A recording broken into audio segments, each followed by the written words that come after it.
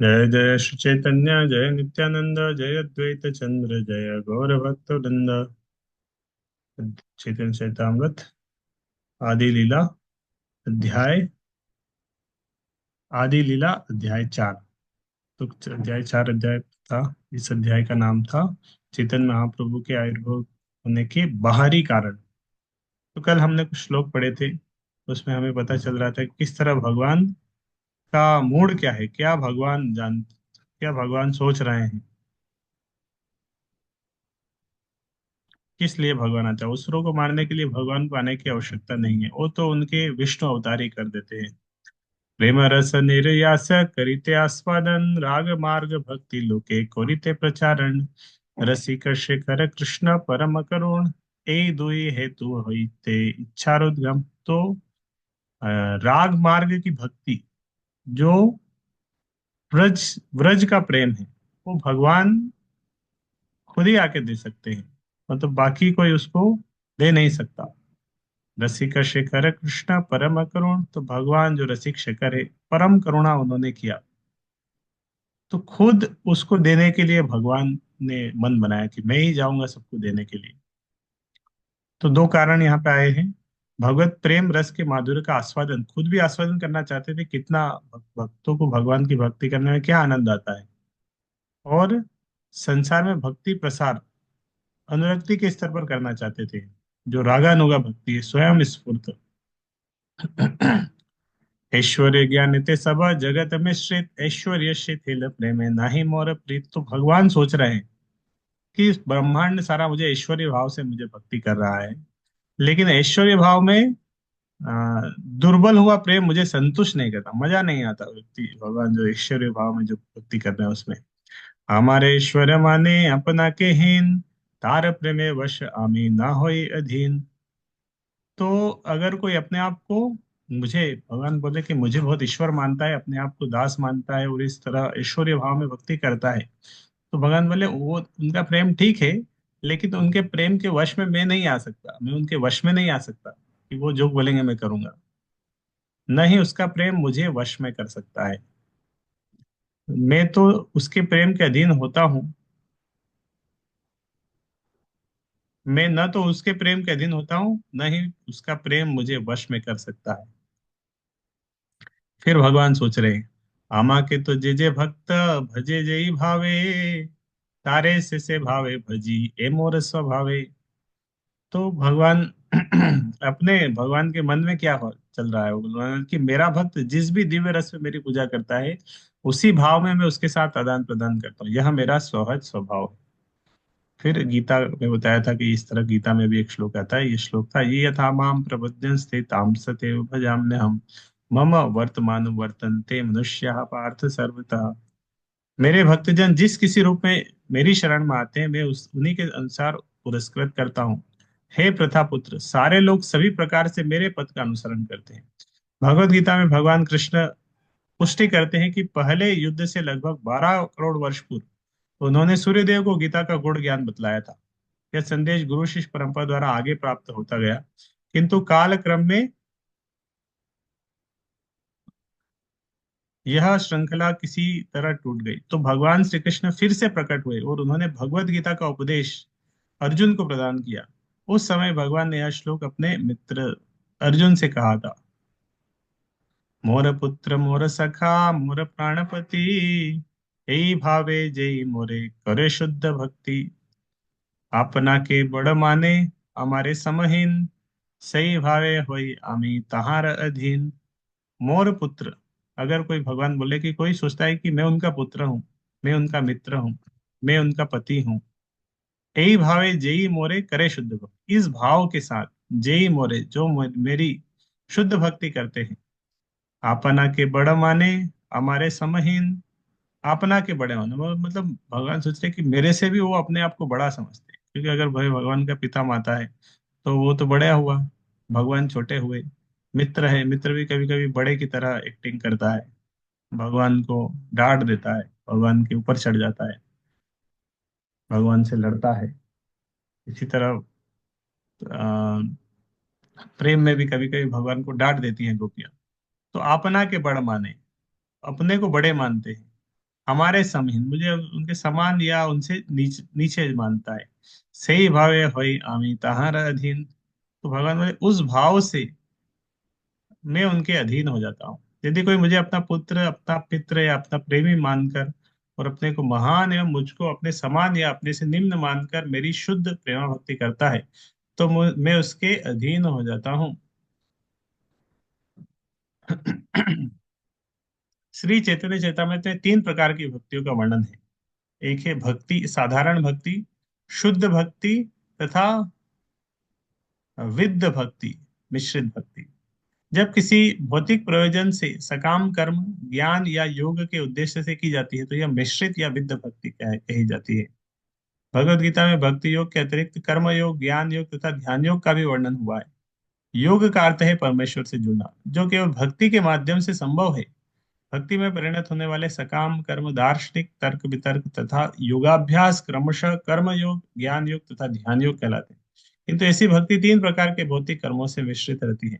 जो लोग शरीर की पहचान आत्मा के रूप में करते हैं उनके लिए पुण्य कर्म या कर्मयोग की संस्तुति की जाती है। जो लोग मन की पहचान आत्मा रूप में करते हैं उनके लिए दार्शनिक चिंतन या ज्ञान योग की संस्तुति की जाती है। किंतु आध्यात्मिक स्तर पर स्थित होने वाले भक्तों को मिश्रित भक्ति की भौतिक धारणाओं की आवश्यकता नहीं होती। ऐसी मिश्रित भक्ति का सीधा उद्देश्य पूर्ण पुरुषोत्तम भगवान के प्रति प्रेम नहीं है। अतः प्रामाणिक शास्त्रों के अनुसार संपन्न की जाने वाली भक्ति ऐसी विद्ध भक्ति से श्रेष्ठतर होती है, क्योंकि यह सभी प्रकार के भौतिक कलमश से मुक्त होती है। यह पूर्ण पुरुषोत्तम भगवान को प्रसन्न करने मात्र के उद्देश्य से कृष्ण भावनामृत में संपन्न की जाती है। जो लोग भगवान से स्वयं स्फूर्त प्रेम करते हैं और भौतिक लाभ नहीं चाहते, वे आकृष्ट भक्त कहलाते हैं। स्वयं स्फूर्त प्रेम है ना, भगवान के प्रति आकर्षण, स्वयं स्फूर्त आकर्षण। तो जिस तरह हमारा स्वयं स्फूर्त प्रेम किसके प्रति है? किसी स्पेशल चीज खाने की जिस जो बहुत अच्छी लगती है, गुलाब जामुन, स्वयं स्फूर्त प्रेम रहता है। इस तरह का मीठा है, हर व्यक्ति का कुछ ना कुछ स्पेशल होगा, तो उसके प्रति स्वयं स्फूर्त प्रेम, उसके बारे में सुनेंगे खुश हो जाएंगे, आकर्षण है उसके पीछे। इस तरह भगवान के बारे में आकर्षण, वे भगवान की सेवा में स्वतः आकृष्ट होते हैं, स्वरूप सिद्ध महात्माओं के चरण चिन्हों पर चलते हैं। शुद्ध भगवत प्रेम से प्रकट हुई उनकी शुद्ध भक्ति प्राधिकृत शास्त्रों के विधि विधानों का पार कर जाती है। कभी कभी प्रेमानुभूति विधि विधानों को पार कर जाती है, लेकिन ऐसी अनुभूति पूर्णतया आध्यात्मिक स्तर पर होती है और इसकी नकल नहीं की जा सकती। विधि विधानों से सामान्य भक्त ईश्वर के पूर्ण प्रेम की अवस्था तक ऊपर उठ जाता है। कृष्ण के लिए शुद्ध प्रेम ही शुद्ध भक्ति की पूर्णता और शुद्ध भक्ति रागानुगा भक्ति से अभिन्न है। वैकुंठ लोक में विधि विधानों का त्रुटि रहित पालन किया जाता है। इन नियमों का कड़ाई से पालन करने पर मनुष्य वैकुंठ लोकों को प्राप्त कर सकता है। किंतु रागानुगा भक्ति अर्थात स्वयं स्फूर्त शुद्ध प्रेममयी सेवा तो केवल कृष्ण लोक में दृष्टिगत होती है। तो वैकुंठ में ऐश्वर्य भाव में विधि विधानों का पालन करके भगवान की पूजा होती है। मयि भक्तिर्हि भूतानाम अमृतत्वाय कल्पते दृष्टया यदासीन मत् स्नेहो भवति नाम दानः। जो द्वारा मेरे प्रति की गई भक्ति उनके सनातन जीवन को पुनर्जीवित करती है। हे ब्रज बालाओ, मैं मेरे प्रति तुम्हारा स्नेह तुम्हारा सौभाग्य है, क्योंकि इसी एकमात्र साधन से तुम लोगों ने मेरा अनुग्रह प्राप्त किया है। शुद्ध भक्त, तो ये भागवत इसका श्लोक है भागवतम का। शुद्ध भक्ति का प्रतिनिधित्व ब्रज भूमि के निवासियों के कार्यों द्वारा होता है। सूर्य ग्रहण के अवसर पर भगवान द्वारका से आए और समंत पंचक स्थान पर वृंदावन वासियों से मिले। यह भेंट ब्रजभूमि की बालिकाओं के लिए अत्यंत वेदनामयी थी, क्योंकि भगवान कृष्ण उन लोगों को बाह्य रूप से त्याग कर द्वारका में रहने चले गए थे। किंतु भगवान ने यह श्लोक कहकर ब्रज बालाओं की शुद्ध भक्ति के लिए कृतज्ञता प्रदर्शित की। माता मोरे पुत्र भावे करे न बंधन, अतिहीन ज्ञाने करे लालन पालन। तो भगवान सोच रहे हैं कि मेरी माता कभी कभी अपने पुत्र के रूप में मुझे बांध देती है, वह मुझे अत्यंत असहाय समझकर मेरा लालन पालन करती है ना। दामोदर लीला में भगवान कृष्ण को बांध दिया यशोदा मैया ने। अच्छा लगता है भगवान को इस तरह डांट, है ना। अतिहीन ज्ञाने करे लालन पालन, और लालन पालन कर रहे हैं। सोच रहे हैं कि अगर कृष्ण भूखा है, नहीं खिलाएंगे तो इसका क्या होगा, भूखा मर जाएगा तो इसका क्या होगा, बीमार ना हो जाए। तो लालन पालन करती है। उसको ठंड लग रही है, उड़ाना पड़ेगा अभी, स्वेटर पहनाना पड़ेगा। सखा शुद्ध सख्य करे स्कंदे आरोहण, तुम्ही कौन बड़ लोक तुम्ही आमी सम। मेरे मित्र शुद्ध मैत्री के कारण मेरे कंधों पर यह कहते हुए चढ़ जाते हैं कि तुम किस तरह के बड़े व्यक्ति हो, तुम और हम समान हैं। तो सखा शुद्ध, तो कृष्ण के गोप बालक है, वो भी कृष्ण को कोई स्पेशल व्यक्ति नहीं समझते, वो मित्र ही समझते हैं। कि कंधे पे चढ़ जाते हैं, तुम कौन से बड़े व्यक्ति हो, हम तो समान ही हैं। इस तरह कौन मधुमंगल, जब इस तरह भगवान गोप वृंदावन में जाते थे अपने मित्रों के साथ में, तो उधर उनका फाइटिंग होता रहता था। मधुमंगल हमेशा कृष्ण को हरा देता था रेसलिंग में। तो रेसलिंग में कृष्ण हार जाते थे मधुमंगल से। और ये सब गोप बालक कंस वहां पे गए थे, कंस के उसमें। तो वहां देखा कि कृष्ण बलराम दोनों ने ये चाणूर और मुष्टिक, दो बड़े बड़े, उसको हरा दिया, रेसलिंग में हरा दिया बड़े बड़े। उसके बाद कंस को भी मार दिया। तो ये मधुमंगल वगैरह सब गोप बालक वो आश्चर्य में थे, अरे ये इसको तो मैं रोज हराता हूँ। तो मधुमंगल उधर जाके कृष्ण को चैलेंज किया, अरे तुम चाणूर मुष्टिक के कैसे हरा सकते हो? मुझे हरा के दिखाओ। तो उधर चाण मधुमंगल फिर से कृष्ण के साथ रेसलिंग किया और वो कृष्ण को हरा दिया।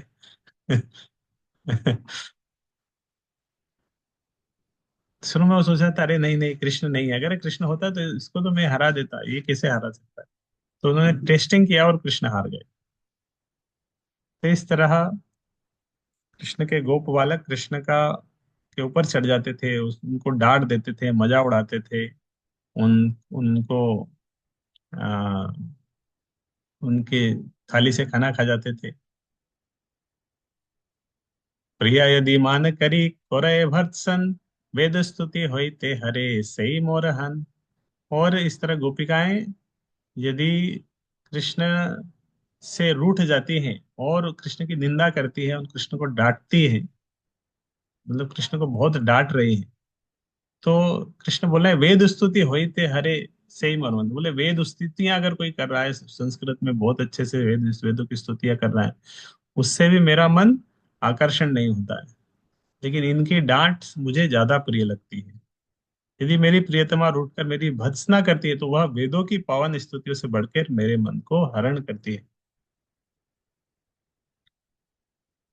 तो अभी थोड़ा सा ब्रेक लेंगे, इधर ऊपर में भी क्लास है। सही इनपुट अगर देंगे तो वो क्या होगा, वो बन जाएगा। जिस तरह देखा होगा ना आपने, आ, 2-3 दिन पहले भी मैं एक मैसेज भेजा था। आप यूट्यूब चलाते हैं या कोई भी सोशल मीडिया का प्लेटफॉर्म चलाते हैं, तो आपको आपका सजेशन मिलता है, वो सजेशन देता है, यूट्यूब वीडियोस दिखाता है। देखा ना, एक पूरा उसका सजेशन वो रहता है। तो आपको कौन से सजेशन दिखाएगा? आपकी हिस्ट्री से रिलेटेड कुछ, मतलब यूट्यूब आपके माइंड को बहुत अच्छे से समझता है, आप क्या पसंद करेंगे वही वो सर्व करेगा। क्योंकि वो चाहता है कि आप ज्यादा से ज्यादा यूट्यूब चलाएं। सारे सोशल मीडिया प्लेटफॉर्म चाहते हैं कि आप ज्यादा से ज्यादा उनको समय दें। तो यूट्यूब चाहता है आप ज्यादा से ज्यादा यूट्यूब चलाएं। इंस्टाग्राम चाहता है कि आप ज्यादा से ज्यादा इंस्टाग्राम चलाएं। फेसबुक चाहता है कि आप ज्यादा से ज्यादा फेसबुक चलाएं, छोड़ के ना जाए। तो इसीलिए वो क्या करते हैं, वही चीज आपको सामने लेके आएंगे जो आपको अच्छा लगेगा, आपसे रिलेटेड है। आपने हेल्थ से रिलेटेड कुछ सर्च किया, तो हेल्थ से रिलेटेड और भी अच्छा अच्छा कंटेंट होगा जो यूट्यूब पे वो ढूंढ ढूंढ के आपके लिए लेके आएगा कि ये भी देखिए, ये भी अच्छा है, ये भी अच्छा है। तो इस तरह जो आपने इनपुट दिया उसमें ना, उसी तरह और सजेशन आएगा। तो जिस तरह हम सेंसेस को जो इनपुट देते हैं, हमारी इंद्रियों को जो हम इनपुट देते हैं, जो देखते हैं, जो सुनते हैं, जो आ, खाते हैं, तो ये इनपुट दे रहे हैं, माइंड के पास इंफॉर्मेशन जाती है, वो माइंड उससे रिलेटेड फिर उसमें विचार आते हैं। उसी से मतलब जो हमने देखा है, जो सुना है, उसी से रिलेट करके माइंड के अंदर फिर थिंकिंग होती है, विचार आते हैं, आइडियाज आते हैं।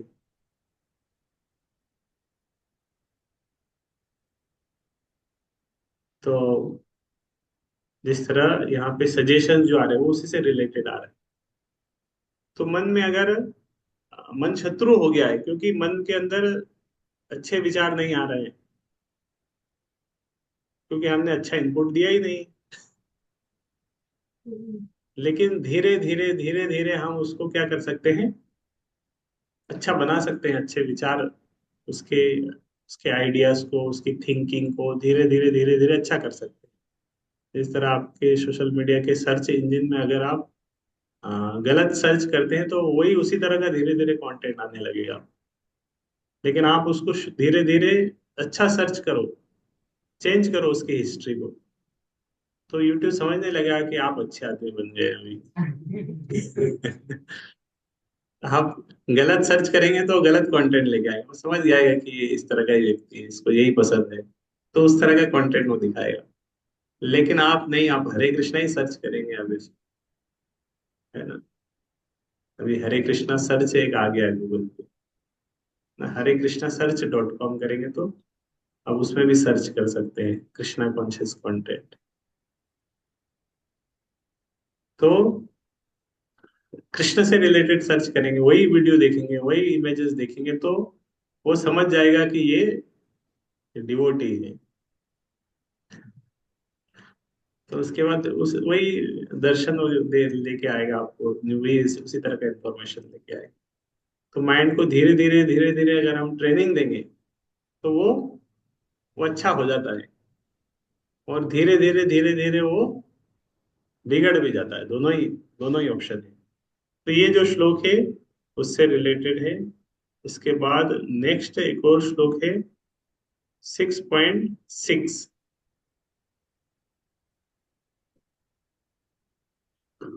बंधुरात्मास्तमनस्तस्य येनात्मेवात्मना जिता अनात्मनुष अनात्मनस्तु शत्रुत्वे वर्तेतात्मैव शत्रुवत्। बंधुरात्मात्मनस्तस्य येनात्मेवात्मना जिता अनात्मनस्तु शत्रुत्वे वर्तेतात्मैव शत्रुवत्। For him who has conquered the mind,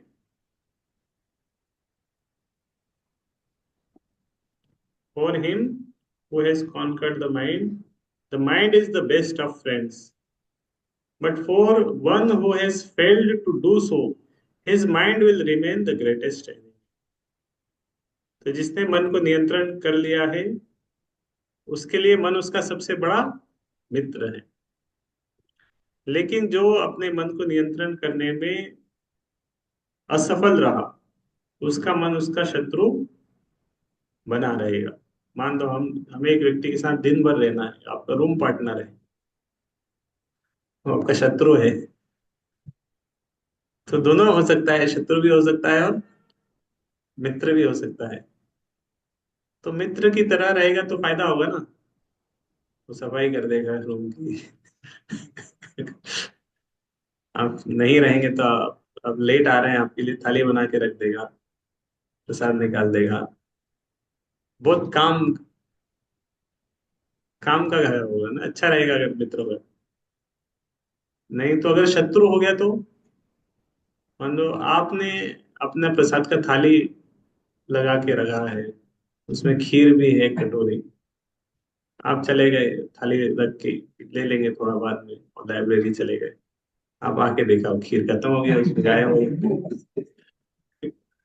पूछेंगे किसने लिया, पता नहीं किसने लिया, उसको क्या होता है, चुहा खा गया।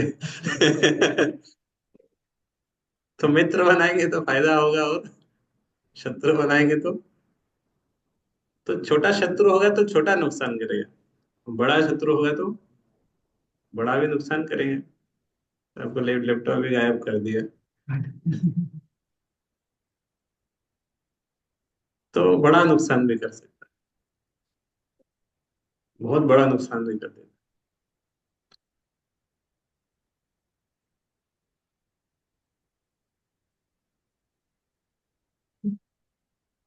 तो इसीलिए मन को क्या करना चाहिए, शत्रु बनाना चाहिए। तो ये छठे अध्याय इसी तरह माइंड से रिलेटेड है, जिससे बहुत अच्छे अच्छे श्लोक है। एक इसका बहुत फेमस श्लोक है छठे अध्याय का, 17 नंबर श्लोक। युक्त आहार विहारस्य युक्त चेष्टस्य कर्मसु युक्त स्वप्न अवबोधस्य योगो भवति दुःख। क्योंकि भगवान अर्जुन को ट्रेनिंग दे रहे थे, बोलते योगी बनो। तो योगी किस तरह रहता है, योगी अपने कार्यों को किस तरह करता है, बैलेंस करके चलता है। बैलेंस मतलब युक्त, युक्त मतलब बैलेंस, मतलब इंग्लिश में बोलेंगे रेगुलेटेड। रेगुलेटेड मतलब नियमित। तो युक्त आहार, जो आहार हम लेते हैं उसको क्या करना चाहिए, रेगुलेटेड। मान लो अगर एक व्यक्ति एक दिन मंडे को सुबह 6 बजे खा लेता है, ट्यूसडे को सुबह 7 बजे नाश्ता लेता है, वेडनेसडे को सुबह 8 बजे लेता है, और थर्सडे को 9 बजे लेता है, फ्राइडे को 10 बजे लेता है ब्रेकफास्ट, सैटरडे को 11 बजे लेता है, और संडे को 12 बजे, संडे को छुट्टी रहती है 12 बजे उठ के लेता है। रोज उसके ब्रेकफास्ट का अलग अलग टाइम है। और इस तरह डिनर भी, एक दिन डिनर 8 बजे लेता है, एक दिन 9 बजे लेता है, एक दिन रात को 11 बजे, कभी रात में 3 बजे 4 बजे भी ले लेता उठ के। कभी लंच करता है, कभी नहीं भी करता है, कभी 2 बजे कर लिया, कभी बहुत ज्यादा कर लेता है, तो उसके खाने का कोई नियम ही नहीं। तो कैसा रहेगा उसका लाइफ? हाँ? क्या समस्या होगी अगर कोई व्यक्ति ऐसा करेगा तो खाने का टाइम अगर सही नहीं है तो जाने का टाइम भी मतलब पूरा प्रोसेसिंग ही ठीक नहीं रहेगा ना। मतलब क्या बोल सकते हैं, डाइजेशन उसका कंफ्यूजन में रहेगा, उसका पेट भी कंफ्यूजन में रहेगा कि कभी आता है, कभी मिलता है, कभी नहीं आता है, कभी बहुत सारा आ जाता है, उसका फिक्स नहीं रहेगा। तो पेट खराब है, पेट की बीमारी हो सकती है, क्या क्या प्रॉब्लम आ सकती है? हाँ, कॉन्स्टिपेशन होगा, एसिडिटी हो सकती है, अल्सर हो सकता है। तो प्रॉब्लम तो होगी। कौन हेल्दी ज्यादा रहेगा, कि एक व्यक्ति जो रेगुलेटेड, उसका टाइम फिक्स है कि इतने बजे हमारा ब्रेकफास्ट, इतने बजे लंच, इतना डिनर, थोड़ा वो 5-10 मिनट आगे चल जाता है।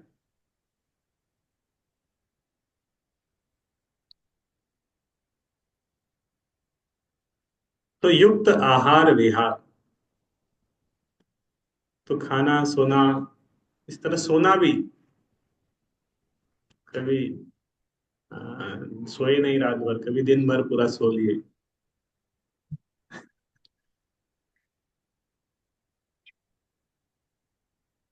और इस तरह युक्त चेष्टस्य कर्म, जो हम कार्य करते हैं,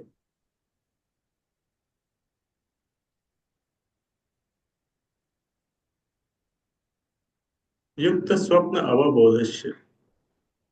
तो योगी को क्या करना चाहिए, सभी चीजों को बैलेंस, युक्त करके रखना चाहिए, रेगुलेटेड, मतलब इन मोड ऑफ गुडनेस, सत्वगुण में लेके आना चाहिए, क्लियरली बोलेंगे तो। कोई चीज रेगुलेटेड है मतलब सत्वगुण में नियमित है। तो ये करने से फायदा क्या है, योगो भवति दुखा, व्यक्ति के जीवन में जो बहुत सारे दुख कष्ट आने वाले हैं, व्यक्ति उससे बच जाएगा। इस तरह खाने का हम एक उदाहरण लिया, तो व्यक्ति बहुत सारे दुख कष्ट बच जाएगा, डॉक्टर के पास जाना, कॉन्स्टिपेशन, ये प्रॉब्लम वो प्रॉब्लम।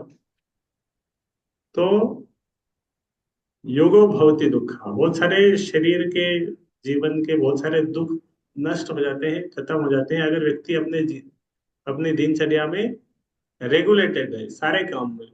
पढ़ाई में भी इसी तरह होना चाहिए कि रेगुलेटेड है व्यक्ति, टाइम फिक्स है, रोज इतने बजे जाना है, इतने इतने घंटे पढ़ना है, कॉलेज जाना है, ये करना है। तो ये है, हाँ, बोल सकते हैं कि भौतिक जगत क्या है, दुखालय है। यहाँ पे हर व्यक्ति को दुख आएगा, लेकिन दुख से वो कैसे बच सकता है,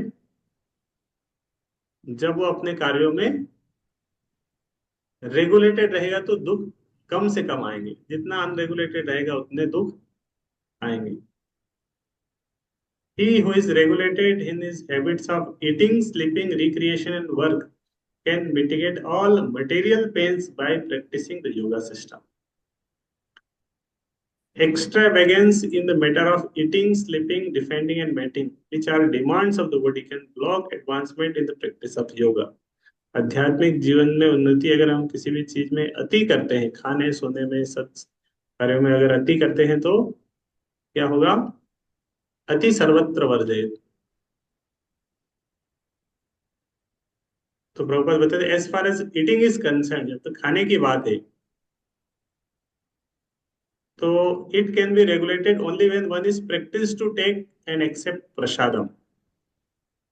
पहले तो प्रसाद ही लेना चाहिए। Sanctified food, lord Krishna is offered according to the Bhagavad Gita vegetables, flowers, fruits, grains, milk. In this way, person in Krishna conscious becomes automatically trained not to accept food not meant for human consumption, are not in the category of goodness। सत्वगुण का जो है वही वही ग्रहण करना चाहिए। तो खाने के बारे में प्रभुपाद बता रहे हैं कि प्रसाद लेना चाहिए, सत्वगुण का लेना चाहिए। As far as sleeping is concerned, a Krishna conscious person is always alert in discharge of his duties in Krishna बंधन। कितने घंटे सोना चाहिए एक दिन में मिनिमम? 5, 6, 7, 8, इतना तो सोना ही चाहिए। क्या लगता है आपको, इतने घंटे तो सोना ही चाहिए?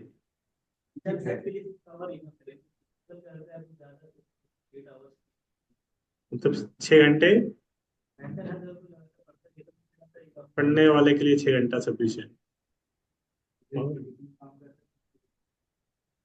फिजिकल कोई कर रहा है तो थोड़ा ज्यादा लग सकता है। और 8 घंटे, 5।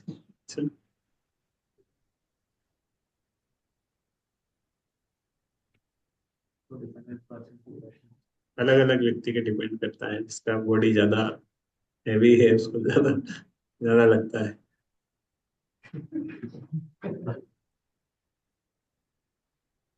संडे के दिन ज्यादा, बाकी दिन कम। 6 घंटे। प्रभुपाद ये इस श्लोक के तात्पर्य में, गीता के दो तात्पर्य प्रभुपाद बोलते हैं कि a Krishna conscious person is always alert in discharge duties, therefore any unnecessary time spent in sleeping is considered a great loss। अव्यर्थ कालत्व, a Krishna conscious person cannot bear to pass a minute for his life without being engaged in the service of। सोना मतलब क्या करना, ज्यादा सोना मतलब time waste ही होगा ना। व्यक्ति 8 घंटे सो रहा है, विशेष रूप से ठंड के समय में, मतलब 9, 10 बजे तो ऐसे ही उठते हैं। Therefore, his sleeping is kept to a minimum is ideal in this respect is Srila रूप गोस्वामी। तो सब जो हमारे आचार्य है रूप गोस्वामी, वो तो 2, 3 घंटे ही सोते थे, 2 घंटा, 1.5 घंटा, और कभी कभी वो भी नहीं सोते थे। हरिदास ठाकुर, जब तक उनका जप खत्म नहीं होता तब तक वो प्रसाद ही नहीं लेते थे, सोते भी नहीं थे।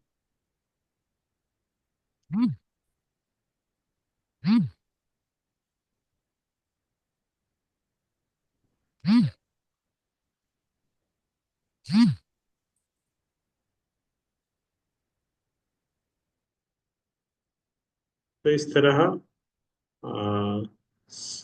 कुल मिला के सबको क्या करना चाहिए? नियमित करना चाहिए, रेगुलेटेड करना चाहिए। आहार निद्रा भय व्यतीतम च, युक्त आहार विहारस्य, युक्त चेष्टस्य कर्मसु, युक्त स्वप्न अवबोधस्य योगो भवति। ये बहुत इंपॉर्टेंट श्लोक है। अभी तो पता नहीं, पहले हमारे समय में देश में जितने भी साधना कार्ड रहते थे, हर पेज पे ये श्लोक रहता था। साधना कार्ड के हर पेज में नीचे ये श्लोक लिखा रहता था, युक्त आहार विहार। तो साधना कार्ड अगर अच्छा करना है मतलब क्या करना है? ये मतलब रेगुलेटेड करना है। तो ये श्लोक उसका वो रहता था, बार बार हर जगह हर पेज पे ये श्लोक रहता था, युक्त आहार विहार, युक्त चेष्टस्य कर्म, रेगुलेटेड करना।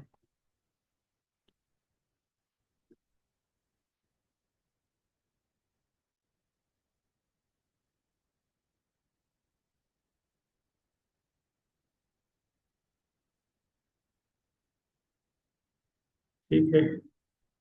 तो ये छठा अध्याय अभी आधा हुआ है। इसके बाद अ, छठे अध्याय के आखिरी आखिरी में अर्जुन कुछ प्रश्न पूछता है भगवान से। पहले तो एक तो इसी से रिलेटेड प्रश्न पूछता है कि जब भगवान इस तरह बताते हैं योगी को किस तरह होना चाहिए, योगी का क्रियाकलाप, तो अर्जुन बीच में प्रश्न पूछता है कि भगवान मैं ये सब नहीं कर पाऊंगा। मतलब लग रहा है, अर्जुन बोलता है कि ये तो बहुत कठिन बताया आपने, ये सब योगी का अष्टांग योग के बारे में बताया। अर्जुन को कठिन लग रहा था, वो मना कर देता है अष्टांग योग कठिन है, ये तो मन को नियंत्रण नहीं हो पाएगा, मन को नियंत्रण करना बहुत कठिन है। अर्जुन बोलता है कि ये तो हवा को नियंत्रण में करने के समान है, वायु को नियंत्रण में करने के समान है। तो अर्जुन अपने हाथ खड़े कर देता है कि मैं अपने मन को नियंत्रण नहीं कर पाऊंगा। चंचलम ही मना कृष्ण प्रमाथि बलवत् दृढ़म्, तस्याहम निग्रहम मन्ये वायुरेव सुदुष्करम। तो अर्जुन बोलता है ये तो वायु को नियंत्रण में करने के समान है। तो फिर उसके आंसर में भगवान बोलते हैं, क्या है? असंशयम महाबाहो मनो दुर्निग्रहम चलम, अभ्यासेन तु कौन्तेय वैराग्येन च। तो भगवान अर्जुन बोलते हैं कि क्या करो? अभ्यास करो, प्रैक्टिस करो, होगा। मन को नियंत्रण करना कठिन है, लेकिन फिर अगर हम अभ्यास करेंगे तो कौन कौन एक एक दिन में 8 घंटे पढ़ सकता है रोज? पढ़ सकते हैं। कौन कौन पढ़ता है?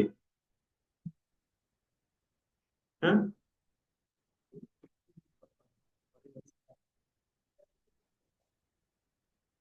कॉलेज छोड़ दो, मानो कॉलेज नहीं है। आज तो कॉलेज नहीं है, संडे। आज कौन 8 घंटे पढ़ेगा? 3, तो 5, 6, 7, 8। 8 लोगों ने हाथ खड़े किए 8 घंटा पढ़ने की, देखते हैं। कल तो फोटो आ जाएगा ना साधना करके, पता चल जाएगा। तो प्रैक्टिस करेंगे तो हो जाता है, नहीं प्रैक्टिस नहीं करते तो प्लानिंग है, प्रैक्टिस है, माइंड को ना उससे ट्रेनिंग देते तो हो जाता है, और नहीं करेंगे तो नहीं भी होता है। तो भगवान ने भी बोला कि अभ्यास है न तो कौनते वैराग्य न चल रही है। तो इस तरह ये वाला सेक्शन है। फिर छठे अध्याय के आखिरी में अर्जुन एक प्रश्न पूछते हैं कि भगवान आप तो बहुत बता रहे हैं इस तरह ये करना वो करना, लेकिन मान लो अगर मैं इस तरह योगा प्रैक्टिस करता हूँ और बाद में उसको पूरा नहीं कर पाता, एक असफल योगी की क्या गति है? इस तरह अर्जुन का प्रश्न है। किसकी गति? असफल योगी। भगवान की भक्ति कर रहे हैं, भक्ति छूट गई बीच में, तो उस व्यक्ति की क्या गति है? असफल योगी की गति क्या है? तो ये प्रश्न के उत्तर में भगवान बताते हैं कि अगर कोई योगी है या आध्यात्मिक प्रैक्टिशनर है, भक्ति किया, बीच में छूट गई, तो फिर भी उसका कोई नुकसान नहीं है। ये पूरा नहीं कर पाया, मृत्यु आ गई, एक्सीडेंट हो गया कुछ कारणवश, तो इस जन्म में अगर भक्ति पूरी नहीं हो पाई तो भगवान क्या करेंगे फिर, अगले जन्म में फिर से चांस देंगे, अगले जन्म में फिर से चांस देंगे। तो चांस कैसे देंगे, फिर से मनुष्य शरीर देंगे। चांस मिलेगा मतलब पहले मनुष्य शरीर मिलेगा तभी तो चांस है। तो अगले जन्म में मनुष्य शरीर तो कंफर्म हो जाता है कि मनुष्य शरीर मिलेगा। और फिर दो चांस होता थे कि या तो भक्तों के घर में सीधे जन्म लेते ही हरे कृष्ण मंत्र कीर्तन सुनाई देगा, और जब मर रहे थे तब भी हरे कृष्णा ही होगा। भक्तों के घर में तो मृत्यु के समय भी कीर्तन ही होता है। नहीं तो दूसरा घर है किसी राजा के घर में, सीधे अडानी अंबानी ऐसे घर में सीधे जन्म होगा। तो रॉयल फैमिली में जन्म होगा, राजा के घर में जन्म होगा। तो वो भी भक्ति के लिए अनुकूल है अगर करना चाहेंगे तो अनुकूल, भक्ति के अनुकूल एटमॉस्फेयर मिलेगा अगले अगले जन्म में। तो इस तरह ये छठे अध्याय का वो है। फिर आखिरी श्लोक है, उसी के साथ हम एंड कर देंगे। छठे अध्याय का 46 श्लोक है, जिसमें भगवान अर्जुन को बोलते हैं कि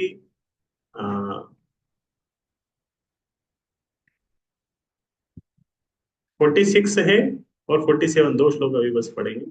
तो 46 में भगवान अर्जुन को बोलते हैं कि योगी बहुत अच्छा व्यक्ति है, तपस्वी भी अधिक हो, तपस्वी से योगी श्रेष्ठ है, ज्ञानी से भी योगी श्रेष्ठ है, कर्मिभ्यश्च अधिको योगी, कर्मी से भी योगी श्रेष्ठ है।